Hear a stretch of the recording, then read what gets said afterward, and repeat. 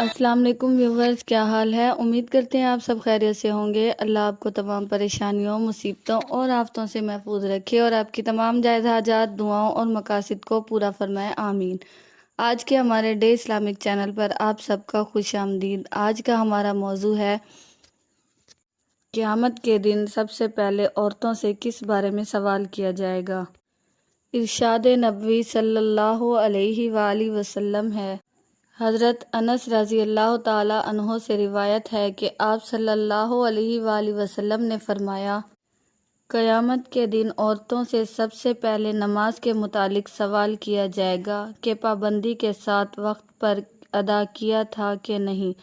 پھر شوہر کے متعلق سوال ہوگا کہ اس کے ساتھ کیسا برتاؤ کیا تھا۔ اس حدیث کے فائدے میں لکھتے ہیں کہ حشر کا میدان ہوگا جو کہ قلب و جگر کو چیرنے والا ہوگا، انتہا کی سخت گرمی ہوگی اور نفسا نفسی کا عالم ہوگا۔ اس میں عام مسلمانوں سے خواہ وہ مرد ہو یا عورت، سب سے پہلے نماز کے متعلق سوال ہوگا۔ قیامت کا دن جو کہ سختی کا دن ہوگا اور بہت ہی بڑا دن ہوگا، اس دن سب سے پہلا جو سوال ہوگا وہ نماز کے بارے میں ہوگا۔ حضرت انس رضی اللہ تعالی عنہ سے مروی ہے کہ آپ صلی اللہ علیہ وآلہ وسلم نے فرمایا، قیامت میں سب سے پہلے نماز کا حساب ہوگا۔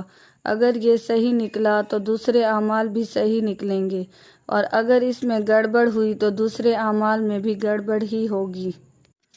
عورتیں اکثر نماز میں کوتاہی کرتی ہیں، اور خاص طور پر نئی عمر کی لڑکیاں جو کہ نماز میں بہت ہی زیادہ سستی کرتی ہیں اور ایک بہانہ بناتی ہیں کہ ٹائم نہیں ملا، یا ہم پڑھائی میں مصروف تھے یا کسی کام میں مصروف تھے۔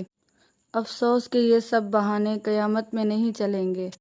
اس لیے عورتوں کو چاہیے کہ نماز کی پابندی کریں، گھر میں خود بھی نماز پڑھیں اور اپنے بچوں کو بھی نماز کی ترغیب دیں۔ بڑی عمر کی عورتوں کو چاہیے کہ وہ اپنوں سے چھوٹے عمر کی لڑکیوں کو شروع سے ہی نماز کا پابند بنائیں۔ اور جو دوسرا سوال ہوگا وہ شوہر کے حقوق کے بارے میں سوال ہوگا۔ آج کل کی وہ عورتیں جو ملازمت کرتی ہیں، آفس دفتر وغیرہ میں کام کرتی ہیں، وہ شوہر کی خدمت میں کوتاہی کر جاتی ہیں،